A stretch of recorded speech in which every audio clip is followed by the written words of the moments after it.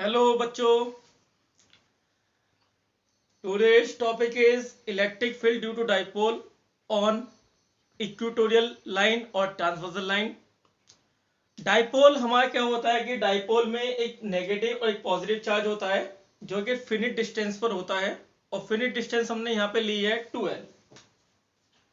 It is having that 2l distance in the sense कि अगर आप बात करते हैं मिडिल से तो ये दोनों पे एल डिस्टेंस पे डिवाइड होगा। This is the O and this is the equatorial line on dipole. If this is the dipole, यहां पर माइनस चार्ज है, यहां पर पॉजिटिव चार्ज है। नेगेटिव एंड पॉजिटिव की कॉम्बिनेशन को डाइपोल बोलते हैं। एक ये फाइनाइट डिस्टेंस पर होता है और फाइनाइट डिस्टेंस यहां पर 2l है। This is the dipole. And transversal line का मतलब है कि इस डाइपोल के सेंटर पर आपने एक परपेंडिकुलर ड्रॉ करा है। इस लाइन को बोलेंगे ट्रांसवर्सल और इक्वेटोरियल लाइन, चाहे वो यहां पे लीजिए चाहे वो यहां पे लीजिए आप नीचे। अब इसी लाइन पे कहीं ना कहीं मैं एक पॉइंट लूंगा और उस पॉइंट पे मुझे इलेक्ट्रिक फील्ड फाइंड करना है इस डाइपोल की वजह से। तो मैंने यहां पर एक पॉइंट लिया है, इस पॉइंट का नाम है A।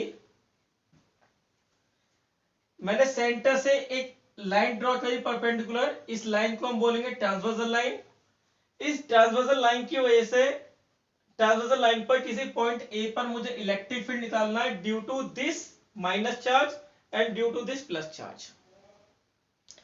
इसको फाइंड करने के लिए हमारे पास हम जानते हैं कि इलेक्ट्रिक फील्ड अगर मैं इस वाले पॉइंट पे निकालना चाह रहा हूं due to this minus Q and electric field इस पॉइंट पर ड्यू टू प्लस क्यू निकालना चाह रहा हूं मैं, तो इस सेट जो होगा, जो कॉम्बिनेशन का डाइपोल कभी भी इलेक्ट्रिक फील्ड को जनरेट नहीं करता है। जब डाइपोल इलेक्ट्रिक फील्ड को जनरेट नहीं करता है तो हमें यहाँ पे इलेक्ट्रिक फील्ड निकालना है। आप सभी जानते हैं कि कभी भी जो सेट होता है, सेट मतलब डाइपोल, इलेक्ट्रिक फील्ड जनरेट नहीं करता है। इलेक्ट्रिक फील्ड लाइन जनरेट करता है सिंगल चार्ज।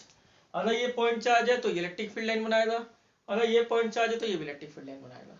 तो इस पॉइंट पर हम इलेक्ट्रिक फील्ड निकालेंगे, कितना होगा। आइए स्टार्ट करते हैं बेटा। Due to this minus Q on this point electric field line minus, हम सपोज करके चल रहे हैं यहाँ पे टेस्ट पॉजिटिव चार्ज है, टेस्ट चार्ज। अगर आप टेस्ट चार्ज ले रहे हो, टेस्ट चार्ज का मतलब होता है यूनिट पॉजिटिव चार्ज। तो on this point this is the negative, this is the test charge and there will be electric field lines in this direction. This is the electric field line in this direction due to minus q and this is the plus. At this point it will repel, the electric field line will be in this direction. This is the electric field due to plus q.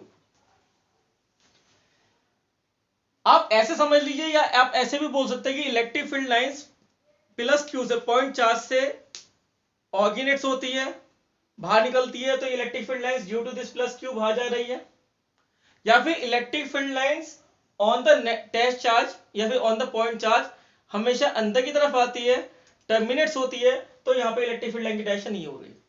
आप ऐसे समझ लीजिए, या फिर आप बोल सकते हैं कि इस पॉइंट पे मैंने एक टेस्ट चार्ज लिया है, that is a unit positive charge, और यूनिट पॉजिटिव चार्ज पर due to minus Q there will be attraction and on test charge due to plus Q there will be a repulsion. हमारे पास निकल कर आया। अब बात आती है कि अगर ये 2l है तो मिड पॉइंट से हम यहां पे डिस्टेंस क्रिएट करते हैं। This is the l and this is also l।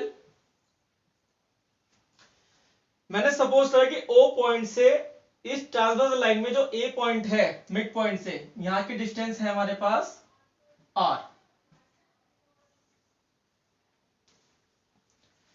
तो on this point electric field due to this point charge distance कितनी होगी। अगर ये हमारे पास एक राइट एंगल ट्रायंगल बन गया, स्मॉल वाला दो ट्रायंगल बन गया राइट एंगल ट्रायंगल, तो this is the perpendicular, this is the base, this is the hypotenuse, so it will be under root R square plus L square, और we can write R square plus L square की power 1/2। It's your wish, जो आपको लिखना वो लिखिए। This is the E minus Q. Same here, this is also R square plus L square की power 1/2।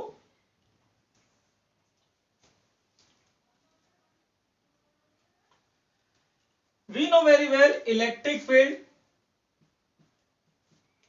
due to point charge.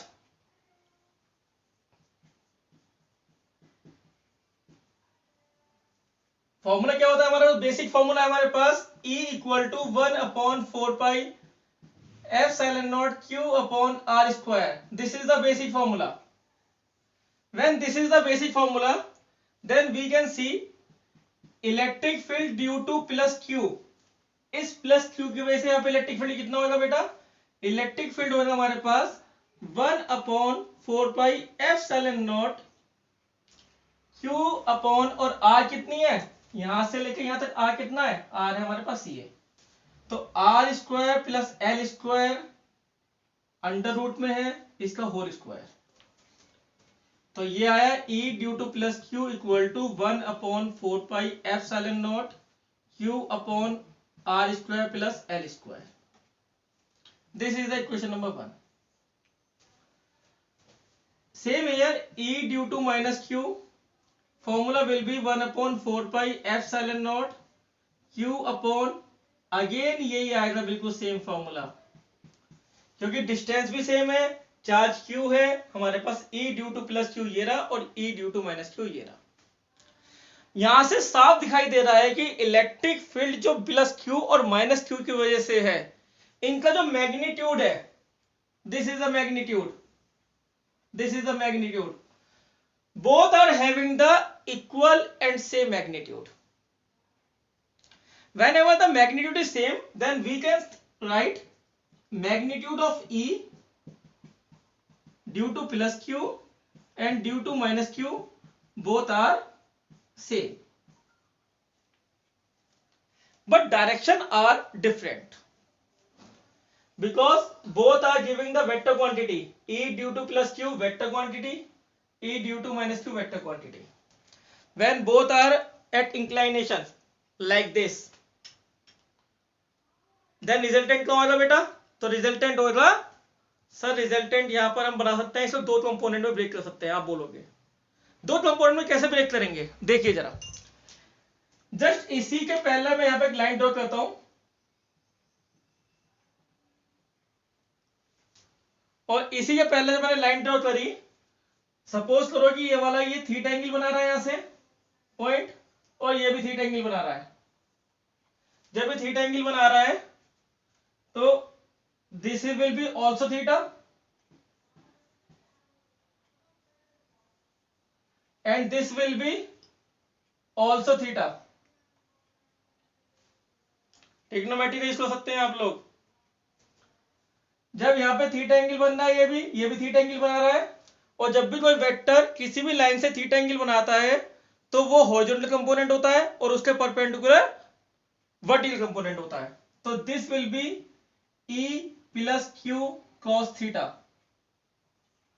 और just एक vector क्या आ गया पे और एक दूसरा वेक्टर ये आ गया बिल्कुल इसी लाइन में, E plus Q sine theta. अगर मैं इस माइनस Q को भी रिजोल्व करता हूं तो it is also making theta, so there will be E minus Q cos theta, और it is having E minus Q sine theta. अब यहां पर हमारे पास चार वेक्टर्स आ गए इस पॉइंट ए पर। एक वेक्टर ये रहा, देखिए आप सब बच्चे, अगर मैं बनाता हूं इस ये एक वेक्टर, सेकंड वेक्टर, और यहां पे E प्लस Q और E माइनस Q दोनों आ गए, E plus Q cos theta और E minus Q cos theta. यहां पर आ गया हमारे पास E due to minus Q sine theta, और यहां पर आ गया E due to minus Q sine theta. बच्चों आप जानते हैं दोनों मैग्नीट्यूड सेम है, E माइनस Q भी और E प्लस Q भी। तो साइन थीटा की वैल्यू भी सेम होगी। तो ये वाले वेक्टर्स ने इस वाले वेक्टर को कैंसिल कर दिया और आपको रिजल्टेंट केवल ये वाला वेक्टर देगा। It will give you the resultant. When it will give you the resultant, then we will consider it only because this will cancel out. So E plus Q and E minus Q being opposite will cancel out each other. Then we can write E plus Q sin theta and E minus Q sin theta will being opposite will cancel out, will cancel each other. E minus Q cos theta and E plus Q cos theta will add up, and will give resultant.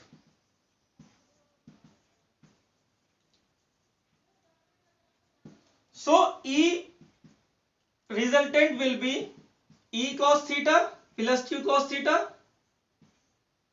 and E due to minus Q cos theta. Magnitude दोनों के same है, so we can write 2E cos theta. मैंने इसको E से represent कर देता है यहाँ पे। अब इसकी वैल्यू कितनी है, 2 into 1 upon 4 pi epsilon not, कोई भी एक वैल्यू ले लीजिए इसकी, इन दोनों में से फर्स्ट और सेकंड इक्वेशन से, Q upon R square plus L square cos theta. Now हमारे पास क्वेश्चन है कॉस थीटा कैसे फाइंड करेंगे। कॉस थीटा कैसे फाइंड कर सकते हैं, it is the right angle triangle. So cos theta कितना होगा बच्चों, कॉस थीटा हो जाएगा बेस अपॉन हाइपोटेनियस। बेस क्या है यहाँ पे, बेस है ये रहा L और हाइपोटेनियस ये रहा, तो L upon under root R square plus L square, this is the cos theta. We can write here 2 into 1 upon 4 pi epsilon naught Q upon R square plus L square, this will be L upon R square plus L square की power 1/2, under root का मतलब 1/2, this is the 1/2, this is the 1, so total will be 2QL 4 pi epsilon naught R square plus L square की power 3/2, this is the E resultant. See now what will you see, हम जानते हैं vector P मतलब dipole moment, this is the dipole moment. Dipole moment होता है Q into 2L, बताया हुआ है लास्ट वीडियो में। जब Q इंटू 2L की वैल्यू वेक्टर P है, then we can write vector ER equal to, चाहे आप मैग्नीट्यूड रहने दीजिए, वेक्टर को बता देंगे बाद में डायरेक्शन के रूप में। This is the P, this is the 4 pi epsilon naught and this is the R square plus L square की power 3/2, this is the formula which we have to derive. Now we will make some implement. वो implement क्या है देखते हैं बच्चों। अब मैं थोड़ा सा ऐसा रफ कर रहा हूं इसे, देखिए बच्चों मैंने ऐसा रफ कर दिया थोड़ा बहुत इसे। अब हमारे पास E रिजल्टेंट आया P 4 pi epsilon naught R square plus L square की पावर 3/2। L जो होता है वो बहुत छोटा डिस्टेंस होता है मिड पॉइंट से चार्ज तक की डिस्टेंस। ये अगर L in comparison of R बहुत छोटा है तो we can write L is very very very very less than to R, so L square can be negligible and we will find ER equal to 1 upon 4 pi epsilon naught P upon R square की power 3/2, 2 से 2 cancel out हो गया। E resultant will be 1 upon 4 pi epsilon naught P upon R की पावर 3, this is the E resultant। This is the E resultant electric field due to dipole, इतना होता है। अब इलेक्ट्रिक फील्ड एक वेक्टर क्वांटिटी है, डाइपोल मोमेंट भी एक वेक्टर क्वांटिटी है, तो अब डायरेक्शन क्या होगी, क्वेश्चन आता है ये। तो बच्चों याद रखना, this is the dipole, this is the minus Q, this is the plus Q, like this, जैसे रखा हुआ है। अब जो डायरेक्शन होती है डाइपोल मोमेंट की, हमने पहले से ली हुई है कि डाइपोल की डायरेक्शन, डाइपोल मोमेंट की डायरेक्शन जो होती है वो माइनस से प्लस क्यू की तरफ होती है। अगर माइनस से प्लस क्यू की तरफ डाइपोल मोमेंट की डायरेक्शन है ये वाली, लेकिन ई रिजल्टेंट कहां पर है, ई रिजल्टेंट है इस डायरेक्शन में, डाइपोल की डायरेक्शन है ये रही, इस डायरेक्शन में ये, और इलेक्ट्रिक फील्ड की डायरेक्शन ये मेरी तरफ, और डाइपोल की डायरेक्शन मुझसे दूर, तो दोनों अपोजिट है। Then we can give direction of electric field is opposite to dipole moment। बस सिंपल से वर्ड में बेटा ये आ गया आपके पास डायरेक्शन ऑफ इलेक्ट्रिक फील्ड। तो मैग्नीट्यूड ये रहा और डायरेक्शन ऑफ इलेक्ट्रिक फील्ड ये रही। अब एक क्वेश्चन यहां पर ये बनता है, relation between E on axial and E on equatorial. आपने देखा था बच्चों, इलेक्ट्रिक फील्ड एक्सियल लाइन पे आया था 1/4πε0 2p/r³, और इलेक्ट्रिक फील्ड इक्वेटोरियल पे आया है, अभी फाइंड करा हमने, 1/4πε0 p/r³। तो आप यहां से देख सकते हैं कि अगर मैं इस क्वांटिटी को लेता हूं केवल, तो ये बन जाएगी इक्वेटोरियल। तो ई एक्सियल जो है वो 2 टाइम्स है ई इक्वेटोरियल के।